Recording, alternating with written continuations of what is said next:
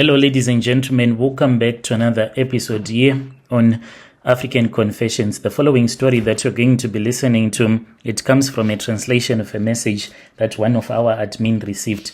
The translation reads like this. Hello, how are you? Can you please post my own story as anonymous? I am a young woman and I am only aged 22. So I am looking and I am hoping that at the end of the day, once you post my story, there are people out there that are going to assist me. My story, it is quite long, and when people do see me, they think that I am living the best life, but I am struggling a lot. It is not an easy thing to hunt for men on your dating apps like Badoo as well as Tinder. That is usually where I find men that can just do me a hit and run. Some of these men, when I meet up with them, they will be surprised.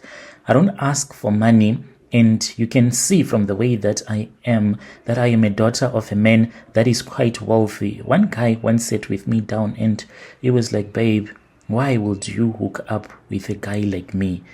I just thought that maybe you are a simple girl who just survives on hookups, but from the car that you are driving, I'm even ashamed to touch you. What is going on?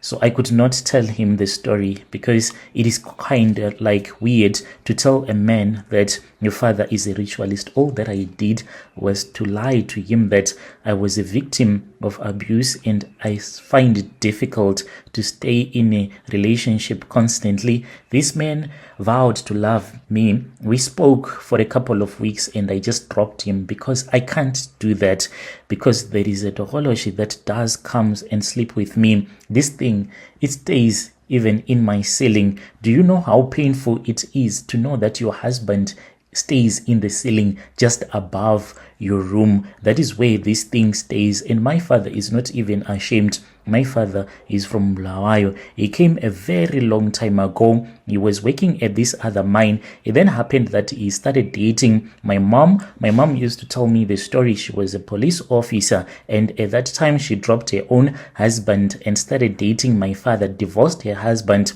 moved in with my father when she found out that she was pregnant for me. And then things started happening, and she believed that she had made a very good decision by dumping the ex-husband. At that time, my father, since he was a very hard worker, he was chosen by the mine to go to America because there were things that needed to be done there. And then he came back. He was rich, but still my father saw it fit to return back to his country where he did some rituals. But according to my father, I don't know, because all that he does is play the blame game. He blames my late mother for making things go bad as they are. So my father initially did not know his own father. He would have these constant nightmares, having dreams about his ancestors telling him to return back home and to do what was right. So according to the story that he gave me, I don't know how true it is, since my mom is not there to defend herself. He says that my mother was a woman who loved money a lot, who was never satisfied, even though when they had become millionaires, my mom still wanted more. And because he wanted to keep my mom by his side, so he made some deals with other traditional healers. At that time, when he went to his country back in Bulawayo, he was then given a small black bag that he showed to me. It is a small leather bag. It has some oil.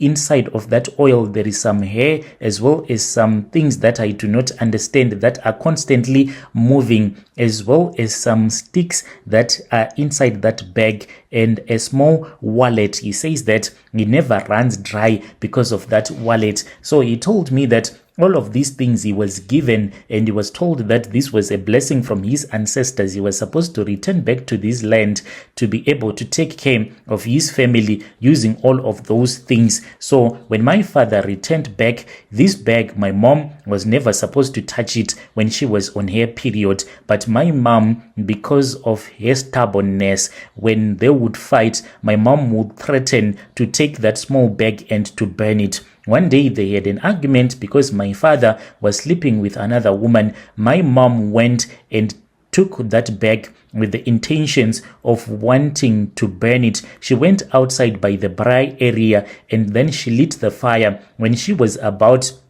to burn this small bag, there was an explosion. My father said at the place where he was at work, he heard that this was what had happened, for the things told him that he should run back home. Upon his return, he saw a snake that met him when he was parked outside of the house, that told him that it was thirsty, for it had worked for him for a very long time. It needed blood, as well as a cat. This is the cat that sleeps with me, that stays in the ceiling. He met up with it in the kitchen and said, go and see what we have done to your wife. When he went into the bedroom, he said that my mom was sleeping on the bed, was paralyzed. My mom stayed paralyzed like that for a couple of years, and she stopped going to work, and then she recovered. After my mom had recovered, she did not survive for a very long time. My mom had a fatal accident, but what surprised people, in the area where she had that accident, she was traveling all alone, and her car rolled over, even though there was no initial impact and they could not even understand what had happened. One man even said it was as if there was a hidden hand that snatched her car, and this car was then made to roll over by this human hand. I don't know if I make sense, because there were no trees. It was a level road where this car just sped over. This car did not go out of the road. It was in the middle of the road when it spun over like that. No tire was damaged. Everything was in perfect order. Rather, my mom was the one who was sitting behind the wheel. She was dead. Oh yes, she was dead. She was scary. That was what people said, as if the last thing that she had seen was quite scary. When my mom passed away, my father said that he wanted to remarry. He only stayed with that woman one day. I still remember my stepmom screaming on top of her voice as she was running from upstairs. Even her clothes is still in my mother's bedroom, as if she saw something that was quite scary, a demonic figure. She said she ran outside as if she was losing her mind.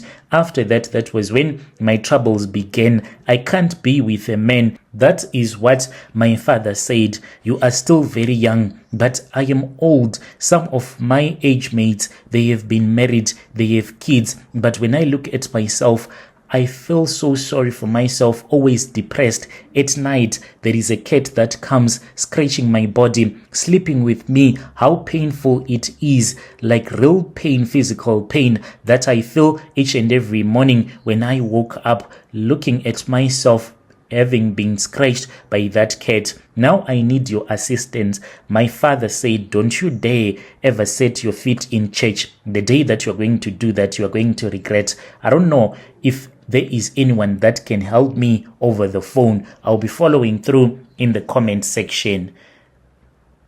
Dear listeners, right there was a message that was sent to me by one of our sister right there who helped us with this translation. Strange things indeed they do happen in this world. Yo.